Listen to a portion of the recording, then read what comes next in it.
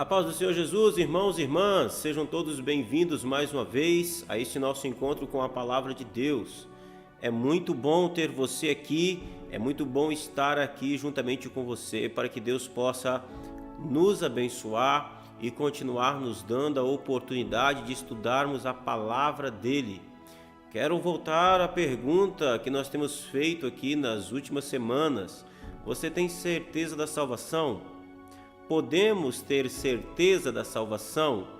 Nós podemos ter segurança de que somos realmente salvos? Hoje nós vamos ouvir um pouco mais a respeito disso. A Bíblia, ela nos dá garantias de que podemos ter certeza da salvação em Cristo Jesus. Não é algo abstrato, não é algo que você pode ficar em dúvida, que você pode andar duvidoso. Salvação não é algo que nós conquistamos de manhã e perdemos à tarde.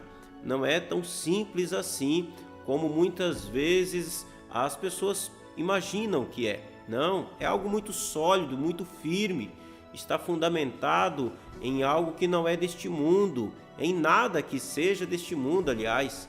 Portanto, nós estamos vendo quais são as evidências, quais são as provas de que nós podemos ter certeza da vida eterna, da salvação, mediante a palavra de Deus. E para isso, nós estamos falando a respeito de uma carta que foi escrita exatamente com esse propósito, com esse objetivo. Portanto, se você está aí e vive com dúvida a respeito da sua salvação, se você é salvo, se você não é, saiba que existe uma carta, existe um livro na Bíblia que foi escrito exatamente para tratar a respeito deste assunto, que é a primeira carta do apóstolo João. Lá no finalzinho da Bíblia, perto do Apocalipse, está lá, primeira carta de João. Nós estamos usando como nosso texto básico todas as quartas-feiras para trazer a resposta a essa pergunta. E o objetivo do meu coração é que a sua inquietação encontre um fim, e que ela chegue ao fim, e que você faça uma avaliação honesta se você realmente é salvo ou não, se você realmente é salvo em Cristo Jesus, se a salvação já lhe alcançou, se você já nasceu de novo, para que você possa ter paz no seu coração e ficar firme nisso.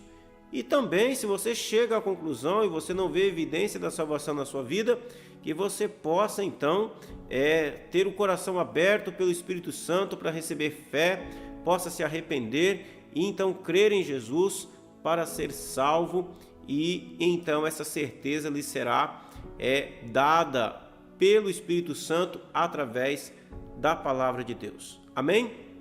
Nós vamos então para o nosso texto, mas antes de tudo eu quero pedir a você para que contribua com a pregação da palavra de Deus. Compartilhe aí o link com os irmãos, com seus amigos, com seu contato. Você que está por aqui e não é inscrito ainda, se inscreva no nosso canal, por favor.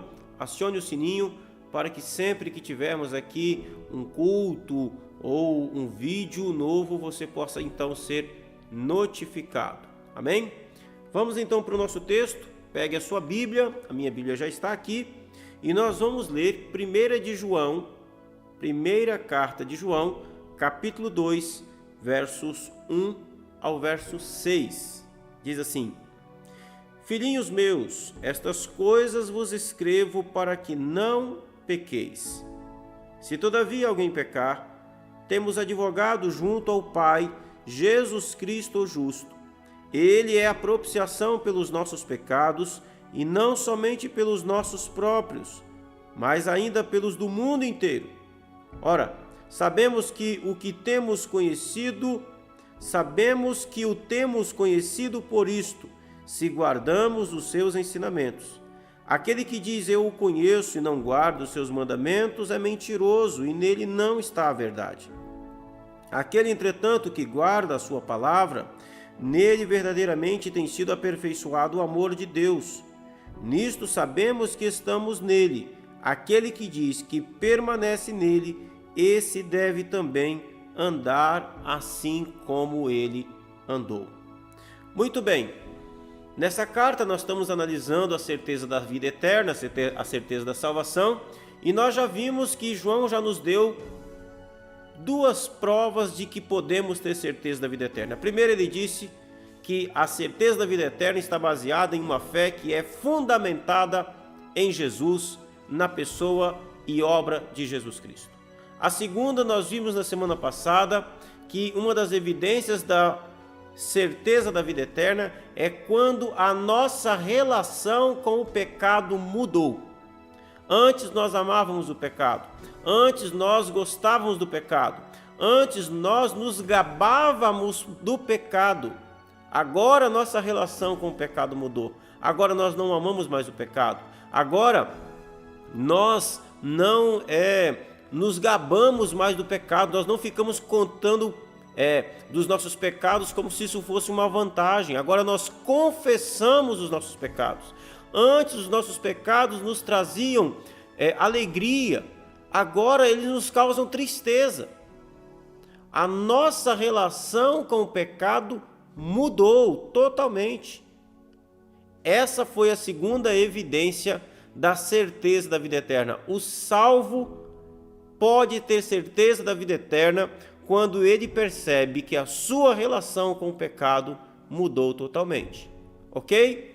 E hoje nós vamos ver que não apenas a nossa relação com o pecado mudou, mas a relação de Deus com o nosso pecado mudou. Isso é maravilhoso. A relação de Deus com o nosso pecado mudou. E aí você pode pensar, mas como assim a relação de Deus com o nosso pecado mudou? Nós ainda pecamos? Bom, nós vimos semana passada que sim, nós ainda continuamos pecando. O apóstolo João, ele disse que se alguém diz que não tem pecado nenhum, essa pessoa está enganando a si mesma. Então nós ainda pecamos, mas aqui está o ponto. A relação de Deus com o nosso pecado agora é diferente de antes. Como é que Deus se relacionava com o nosso pecado antes de Cristo? Quando é que Deus se relacionava com o nosso pecado antes da salvação? A Bíblia diz que ele ficava irado conosco, ele ficava furioso. Salmos capítulo 7, verso 11 diz: Deus é um justo juiz, um Deus que se ira todos os dias. Se o homem não se converter, afiará ele a sua espada. Deus odeia o pecado. Deus odeia aquele que pratica o pecado. É isso que a Bíblia diz. Evangelho de João, capítulo 3, verso 36, diz que aquele que tem o Filho tem a vida eterna. Aquele que tem a Jesus tem a vida eterna, mas aquele que nega o Filho, aquele que não tem o Filho, não verá a vida, e sobre ele, sobre essa pessoa, permanece a ira de Deus. Ou seja, Deus continua irado. Então, antes de Jesus, antes da salvação, Deus se relacionava com o nosso pecado com ira, com furor. A justiça de Deus exigia a nossa punição por causa do nosso pecado. Mas e agora? Agora João diz, João capítulo 2, 1 de João capítulo 2, marque esse texto na sua Bíblia. Ele vai dizer aqui do verso 1 ao 6, que essa relação de Deus com o nosso pecado mudou totalmente. Perceba, ele admitiu, como nós vimos semana passada, que nós ainda continuamos pecando, nós ainda pecamos menos. Lidamos com o pecado agora de forma diferente, confessamos os nossos pecados, mas nós ainda pecamos, nós ainda somos pecadores.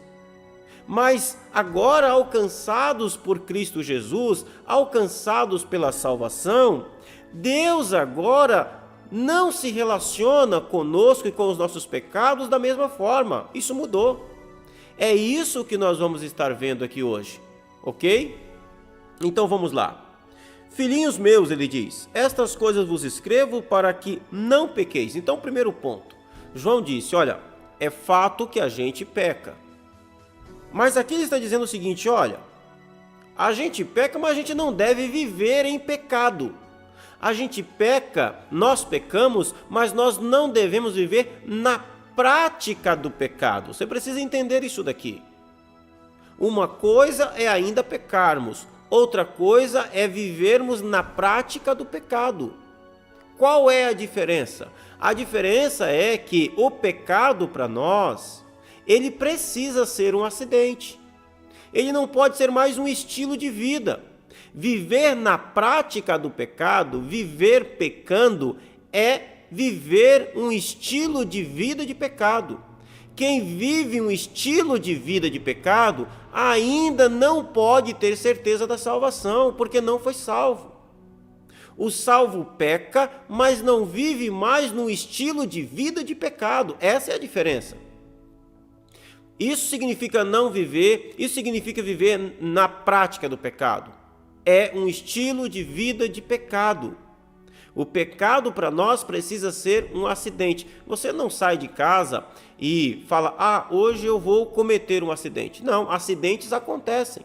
Não deveriam acontecer. A gente ora a Deus para que eles não aconteçam, mas eles acontecem. É possível. Pecado na vida do salvo, na vida do crente, precisa ser a mesma coisa. Você não planeja, você não elabora, você não projeta viver em pecado, embora você pecará. Então João está dizendo, filhinhos meus, estas coisas vos escrevo para que vocês não pequem. Que coisas são essas? As coisas que ele tratou do capítulo 1, que nós já tratamos aqui. Então ele diz, olha, eu estou escrevendo isso, que vocês confessem os seus pecados, que vocês tenham uma relação diferente com os seus pecados, exatamente para que vocês não pequem mais, para que isso diminua. Aí vai dizer, todavia, porém, contudo, se alguém pecar, e ele sabe que nós pecamos, nós temos um advogado junto ao Pai, Jesus Cristo o justo. Perceba que João está dizendo o seguinte, não é para viver em pecado, não é para viver no estilo de vida de pecado. Não, de jeito nenhum, não é isso. Porém, se vocês pecarem, vocês precisam entender uma coisa. Deus agora se relaciona conosco de uma forma diferente. Deus agora se relaciona com o nosso pecado de uma forma totalmente outra. E Ele proporcionou, Ele nos deu um advogado. Nós temos um advogado junto a Deus, junto ao Pai. Nós temos um intercessor, nós temos alguém que se coloca ao nosso lado, nós temos alguém que intervém por nós, nós temos alguém que nos conhece, nós temos alguém que anda junto conosco, alguém que é semelhante a nós. Nós temos um homem no céu. Nós temos alguém ao lado do Pai, que foi proporcionado por Deus. Deus se relaciona com o nosso pecado agora de forma diferente, porque existe alguém, existe um advogado. Eu quero deixar uma coisa bem clara aqui, frisar algo aqui importante. Esse advogado que tem no céu, não é o advogado de todas as pessoas do mundo. Ele não advoga a causa e os pecados de todos os homens do mundo, não. Ele advoga a causa daqueles da qual se relacionam com Deus de uma forma salvífica, pela fé. Você creu em Jesus pela fé? Então Ele é o seu advogado. Você nasceu de novo, então Ele é o seu advogado. Entenda, creia. Você tem um advogado nos céus. Você tem um intercessor, você tem um intermediador, você tem alguém que se coloca ao seu lado, um representante no céu diante do Deus Santo. Deus se relaciona de forma diferente com o nosso pecado por causa dele. Ah, mas e se eu não tenho? Se eu não creio em Jesus, se eu não tenho um relacionamento com Cristo, se eu ainda não nasci de novo, se eu ainda não fui salvo, se eu ainda não estabeleci um vínculo de salvação, se eu ainda não fui alcançado pela graça, se eu ainda não entendi o Evangelho e não creio ainda em Jesus como meu Senhor e meu substituto, então ele não é o seu advogado. Ele é o advogado de todo aquele que crê nele. Ele tem a capacidade de ser advogado de todas as pessoas do mundo, como o texto vai dizer. Ele pode ser seu advogado. E ele é o advogado pela fé. Ok? O texto diz, verso 2, ele é a propiciação pelos nossos pecados, e não somente pelos nossos próprios, mas ainda pelos do mundo inteiro. O que é propiciação? Propiciação, a palavra propiciação significa aquele que aplaca a ira, aquele que foi colocado no lugar de. Ou seja, os nossos pecados, eles exigem que a justiça de Deus seja executada sobre nós. Os nossos pecados exigem que Deus nos puna, porque Ele é justo. Mas João está dizendo que Jesus Cristo, esse advogado fiel, ele é a propiciação, ele é aquele que é colocado no nosso lugar, ele é aquele que foi colocado no nosso lugar, ele é aquele que recebeu a culpa, é como uma espécie de escudo, aquele que entra na frente, a culpa que estava sobre nós foi colocada sobre ele, a ira de Deus que estava sobre nós por causa dessa culpa, por causa desse pecado, agora foi colocada sobre Jesus, lá na cruz do Calvário há 2000 anos atrás. Então ele é a propiciação, ele é aquele que aplaca, ele é aquele que recebe a carga, ele é aquele que recebe a culpa e ele é aquele que recebe o castigo. Ele é a propiciação. Ele é a propiciação, e João diz, pelos nossos pecados. Ou seja, a relação de Deus com o nosso pecado mudou por causa daquilo que Cristo fez. Então, se há 2000 anos atrás, Cristo morreu na cruz do Calvário, como eu me aposso desse sacrifício? Como é que eu faço para que esse sacrifício me represente? Como é que Cristo pode ser o meu substituto na cruz do Calvário? Pela fé.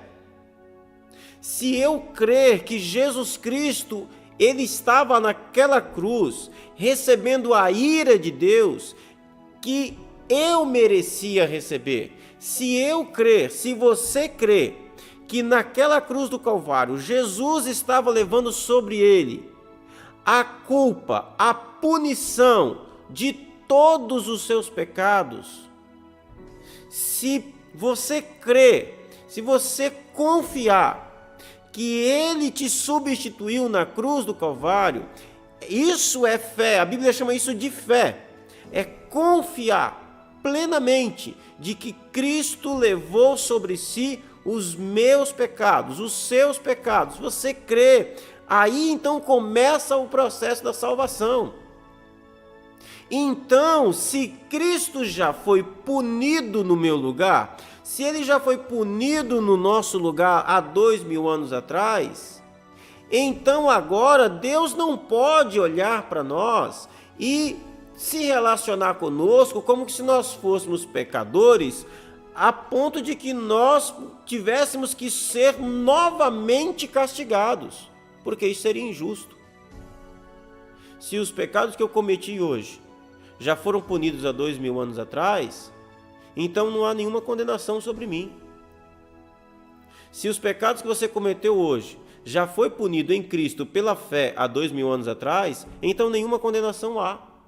Se não existe nenhuma condenação, Deus vai se relacionar com esse pecado de forma diferente, porque Cristo é a propiciação pelos nossos pecados, e não somente pelos nossos próprios, mas ainda pelos do mundo inteiro. É lógico que a gente precisa entender o que João está dizendo aqui. Porque se a gente entende que ele está dizendo que Cristo é a propiciação dos pecados de todas as pessoas do mundo inteiro, então automaticamente todas as pessoas do mundo inteiro estariam salvas. E aí nós estaríamos afirmando o universalismo, coisa que a Bíblia não afirma. Não é isso que ele está dizendo. Mas se o mundo inteiro cresce em Jesus e confiasse em Cristo, o sacrifício dele era suficiente e mais do que suficiente para salvar o mundo inteiro. Há poder. Deus seria capaz de se relacionar de forma diferente com os pecados do mundo inteiro se o mundo inteiro cresce que Jesus é a propiciação, de que Jesus é aquele que aplaca a ira de Deus no lugar do pecador. Mas isso não é uma realidade. Isso não é uma realidade. Ele continua dizendo, ora, verso 3, sabemos que o temos conhecido por isso. Então João vai dizer, olha, nós sabemos que nós conhecemos a Deus. E conhecer Deus aqui, para João, na Bíblia, conhecer nunca é conhecer intelectualmente. Não é ouvir falar, saber a respeito. Não. Conhecer aqui tem a ver com intimidade, com profundidade, tem a ver com relacionamento. Essa palavra conhecer é interessante porque ela vai aparecer, uma das primeiras vezes que ela vai aparecer na Bíblia, ela vai aparecer lá em Gênesis, capítulo 4, que diz assim, e conheceu o homem e a mulher, e ela concebeu e deu à luz a um filho varão. Conhecer lá tem a ver com ato sexual. Então, a palavra conhecer, quando fala de conhecer a alguém, conhecer uma pessoa na Bíblia, é lógico, não está falando de ato sexual, mas está falando de conhecer com profundidade, com conhecimento, conhecer com intimidade. Está falando de conhecer relacionalmente, de forma íntima, relacional, alguém. Então ele está dizendo o seguinte, ora, sabemos que o temos conhecido, sabemos que nós nos relacionamos com Deus de forma íntima, sabemos que pertencemos a Ele, sabemos que verdadeiramente somos salvos, sabemos que verdadeiramente temos a vida eterna, sabemos que verdadeiramente somos seus filhos, que temos intimidade com Deus. E ele vai dizer, se guardarmos os seus mandamentos. A relação de Deus com o nosso pecado mudou, então a nossa relação com a justiça de Deus também muda. Antes nós não estávamos nem aí para a lei de Deus. Antes nós não estávamos nem aí para as ordens de Deus, para os mandamentos de Deus. Nós desprezávamos os mandamentos de Deus. Nós adorávamos outros deuses. Nos curvávamos diante de outros ídolos, diante de ídolos. Nós não descansávamos no sábado do Senhor. Antes nós desonrávamos pai e mães.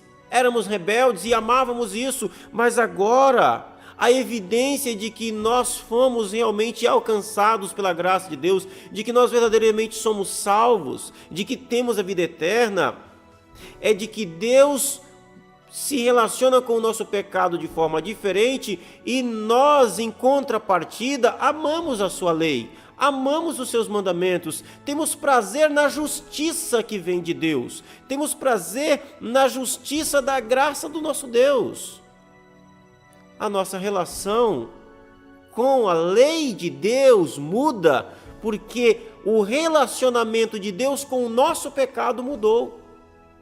Como é que eu vou continuar amando o pecado, sendo que Deus não ama o pecado?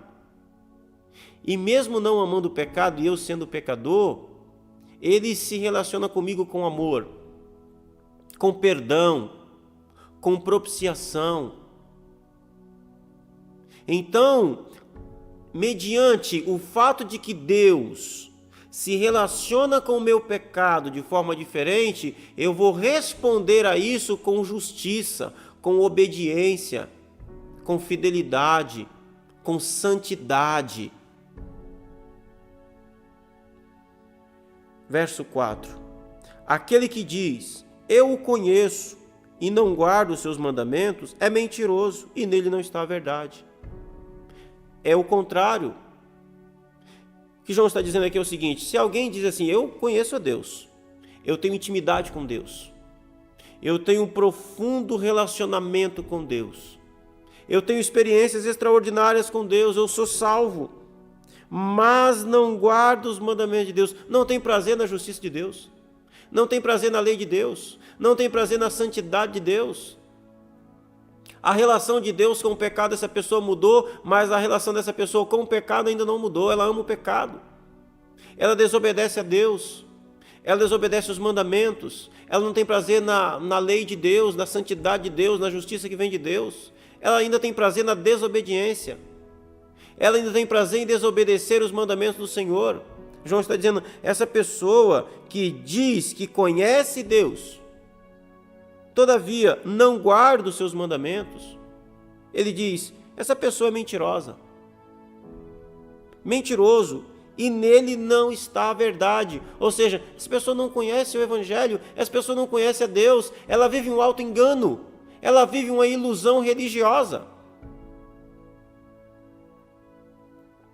Ele vai dizer no verso 5, aquele, entretanto, que guarda a sua palavra, nele verdadeiramente tem sido aperfeiçoado o amor de Deus. Olha que coisa maravilhosa. Aquele que guarda a palavra de Deus, aquele que permanece na palavra de Deus, aquele que ama a palavra de Deus, aquele que agora adotou um estilo de vida não mais mediante o pecado, não mais de acordo com o pecado, mas de acordo com aquilo que sai da palavra de Deus, de acordo com aquilo que a palavra de Deus ensina. Então, aquele que guarda a palavra de Deus, João diz, verdadeiramente, essa pessoa tem sido aperfeiçoado o amor de Deus. Então, Deus não ama, Deus que antes estava irada contra essa pessoa por causa do pecado, agora ela creu em Jesus, foi salva, nasceu de novo, foi regenerada.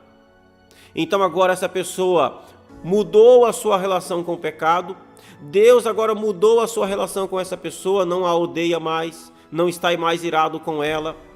Essa pessoa que antes desprezava a lei de Deus, agora ela ama a Deus, ama a sua lei, ama a sua palavra, ela espera na palavra de Deus, ela confia em Deus, ela vive de acordo com aquilo que a palavra de Deus ensina. João diz que essa pessoa, por causa disso, o amor de Deus vai sendo aperfeiçoado na vida dessa pessoa. O amor vai sendo aperfeiçoado, vai crescendo, e o amor de Deus vai se tornando perfeito. Não é um estalar de dedos, é um processo. Ou seja, você olha para essa pessoa e você vê evidências do amor de Deus operando na vida dessa pessoa, nas suas relações, nos seus negócios, na sua comunhão, na sua vida de santidade, naquilo que ela posta, naquilo que ela fala. E aí ele vai dizer, nisto sabemos que estamos nele. A última prova que João traz aqui no verso 6. Aquele que diz que permanece nele, esse deve também andar assim como ele andou. Nisto sabemos que estamos nele. Como é que nós podemos saber que estamos em Deus? João responde, aquele que diz que permanece em Cristo, aquele que diz que permanece em Deus, aquele que diz que é salvo, aquele que diz que tem certeza da salvação, deve andar assim como Cristo andou. Deve andar assim como Deus, como Jesus andou. E como foi que Jesus andou? Qual era a relação entre o Pai e Jesus Cristo? Você vai encontrar pelo menos 3 vezes em todos os evangelhos uma declaração maravilhosa da parte de Deus.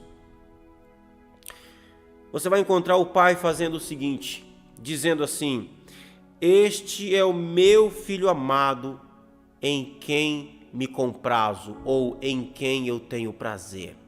este é o meu filho amado. Essa expressão saía da boca de Deus Pai e saiu da boca de Deus Pai unicamente para o Deus Filho. O Pai tinha prazer no Filho. O que João está dizendo aqui é o seguinte: Deus, a evidência de que nós fomos salvos é de que Deus mudou o modo como Ele se relaciona com o nosso pecado. Deus mudou o modo como Ele se relaciona com o nosso pecado. O nosso pecado foi totalmente pago e perdoado no sacrifício de Cristo Jesus. Fomos salvos, a conta foi paga, foi quitada. E agora, Deus, quando olha para aquele que foi salvo, Deus vê nele a pessoa bendita do seu Filho, o Filho amado. Você quer ser amado por Deus? Você quer se ver livre da ira de Deus? Então tenha o Filho amado. E quando Deus olha para você que tenha Jesus, o Filho amado, Ele olha e vê que a sua vida condiz agora com a vida de Cristo. É como se Ele estivesse vendo Cristo novamente. É como se Cristo estivesse andando nesse mundo de novo, porque vivemos a vida dele. Deus se relaciona conosco como se relacionava com Jesus. Só que a diferença é que nós somos pecadores e Jesus não tinha pecado. Então Deus se relaciona conosco como se nós nunca tivéssemos pecado. Pastor, você está exagerando. Não estou exagerando. É isso que a Bíblia diz. Quando a Bíblia diz que Deus justifica o pecador, essa palavra justificado, quando o apóstolo Paulo diz justificados, pois, essa palavra justificado significa considerado justo, totalmente justo. O pecado foi tão pago, foi totalmente quitado, a ponto de que Deus nos considera como se nós nunca tivéssemos pecado. De Deus nos considera como Ele considerava o seu Filho amado que nunca pecou. Por quê? Porque vivemos a vida de Cristo e porque o nosso pecado foi devidamente pago. Então, meu querido amado irmão, a certeza da vida eterna está fundamentada no fato de que Deus se relaciona com o nosso pecado de forma totalmente diferente. Antes, você e eu estávamos debaixo da ira de Deus. O apóstolo Paulo diz que aquele que ainda está morto nos seus delitos e pecados é filho da ira de Deus. Antes nós éramos filhos da ira, mas agora nós somos filhos do amor, filhos da graça. Deus se relaciona com o seu pecado de forma totalmente diferente. Por isso você pode confessar o seu pecado. Por isso você pode abandonar o seu pecado. Por isso você pode deixar o pecado. Por isso você pode viver uma vida sem culpa. Por isso você pode entender que não existe nenhuma condenação mais sobre a sua vida, porque Deus se relaciona com o nosso pecado de forma totalmente diferente. E isso nos leva a uma vida totalmente extraordinária diante de Deus. Eu quero que essa certeza inunde o seu coração. Eu quero que essa certeza encha o seu coração de paz, de que Deus se relaciona com o seu pecado em Cristo de forma diferente. E aqui, para nós orarmos, eu quero te fazer uma pergunta. Você está em Cristo Jesus? Você nasceu de novo? Você é salvo? Você foi regenerado? Você recebeu fé? Você se arrependeu do pecador que você é? Você está salvo em Cristo? Se sim, você pode sentir a leveza de que nenhuma condenação há sobre você, de que Deus se relaciona com você e com o seu pecado de forma totalmente diferente, de que os seus pecados diminuirão dia após dia. Você vai pecar até a volta de Jesus, até morrer, mas eles vão diminuir. Você vai poder dizer não a eles. Você tem liberdade para isso. Você nunca vai ver Deus apontando o dedo para você, te acusando. Não. O Espírito Santo te incomodará. O Espírito Santo te incomodará para que você confesse e abandone, mas acusar jamais. Deus não nos acusa de pecado. Aqueles que já foram alcançados pela graça de Deus estão livres dessa acusação. A justiça de Deus não nos alcança mais. Porém, se a sua resposta é não, se você ainda não foi alcançado pela graça de Deus, se você ainda não nasceu de novo, se você ainda continua sem salvação, então você precisa entender que a relação de Deus com o seu pecado é de desprezo, é de ira. Ele está irado.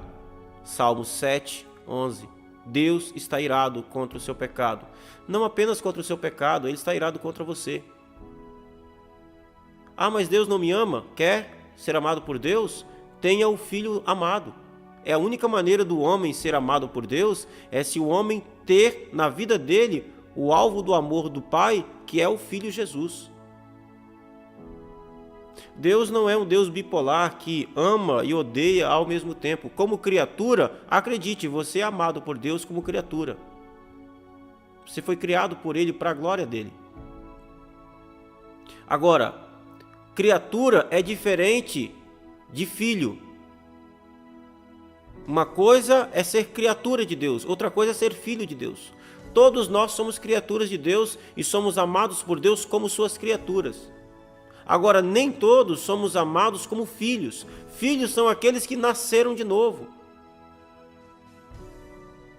E nascer de novo é uma exigência fundamental para ser filho de Deus. Jesus disse isso para Nicodemos, um homem extremamente zeloso, religioso do seu tempo. Jesus disse para Nicodemos: necessário é você nascer de novo. Você precisa nascer de novo. Então Deus vai se relacionar com o seu pecado de forma totalmente diferente. Então você terá um advogado no céu. Então os seus pecados nunca mais serão um problema.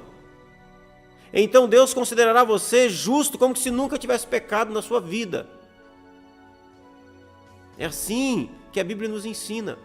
E a minha oração é que Deus lhe dê coragem e fé para que você possa crer nisso, em nome de Jesus. E eu quero orar por você. Maravilhoso Pai, obrigado, Senhor. Obrigado por se relacionar conosco de forma totalmente nova por causa de Jesus Cristo. Obrigado, meu Deus, pela tranquilidade que o Senhor dá ao meu coração de saber de que o Senhor não leva mais em conta os nossos pecados. Eu quero orar, meu Deus, a Ti em favor do meu irmão, da minha irmã, que vive sendo atormentado pela culpa do pecado, mesmo que já foi salvo, mesmo que o Senhor já o buscou, já o alcançou, assim como muitos homens no passado, assim como Agostinho, assim como Lutero, que viviam atormentados pela culpa do pecado, que não tinham certeza, meu Deus, da salvação, que não entendiam que nós somos justificados pela fé em Jesus. Ó Deus, faz esse irmão descansar em Ti, faz esse irmão, essa irmã descansar de que o Senhor não é mais, porque ela recebeu uma nova vida, porque ele nasceu de novo, por causa da obra de Cristo na cruz do Calvário, por causa da fé, o Senhor não é mais, o Senhor não é um carrasco assentado no trono com um chicote na mão, pronto a punir ao menor descuido, ao menor pecado. Não. A sua relação com o pecado desse meu irmão, dessa minha irmã mudou. E agora, a sua relação é de que há um advogado no céu, de que ela pode confessar, que ela pode abandonar, de que ela pode viver, que ele pode viver uma nova vida para a glória de Deus, em nome de Jesus. E eu oro a Ti também, Senhor, por essa pessoa, por esse irmão, irmã, que ainda não foi salvo, que ainda não foi alcançado por Sua graça. Deus Santo, tem misericórdia, abençoe. Deus Santo, quanto tempo levará para que essa pessoa seja verdadeiramente transformada, seja verdadeiramente salva, nasça verdadeiramente de novo? Meu Deus, O Senhor não enviou o teu Filho na cruz do Calvário para que isso pudesse ser possível. Então eu oro a Ti agora, Espírito Santo, vem nesse coração, abre esse coração para que creia na Sua palavra e para que possa, meu Deus, receber fé, se arrepender dos seus pecados e ser, meu Deus, ó Senhor, em um ato extraordinário de poder do Teu Espírito, salvo para a glória do Teu nome. Em nome de Jesus. Em nome de Jesus. Eu te peço, meu Deus, nos abençoe. Eu te agradeço, meu Deus, pelas bênçãos recebidas. Em nome de Jesus, o teu Filho amado. Amém e amém. Querido e amado irmão, que Deus abençoe o seu coração, a sua vida de forma poderosa e extraordinária. Muito obrigado pela sua paciência. Que essa palavra possa encontrar descanso no seu coração, que você possa ser renovado e que você possa crer na palavra de Deus. Em nome de Jesus. Deus abençoe a sua vida, Deus abençoe o seu coração. Na próxima semana, atenção, na próxima semana nós vamos falar uma coisa maravilhosa. A outra evidência de que nós verdadeiramente recebemos a vida eterna está no fato de que a nossa relação com o nosso irmão, com o nosso próximo, muda. Olha que coisa! Veja, semana passada nós vimos que a nossa relação com o nosso pecado mudou. Hoje nós vimos que a relação de Deus com o nosso pecado mudou. E na semana que vem nós vamos falar sobre que a nossa relação com o nosso irmão, com o nosso próximo, também mudou. Ou seja, mudanças extraordinárias acontecem na vida daqueles da qual foram salvos. E aí está a evidência da certeza da vida eterna em Jesus Cristo. Amém? Um forte abraço a você. Deus abençoe o seu coração, a sua vida. Fiquem na paz, um bom descanso e até a semana que vem.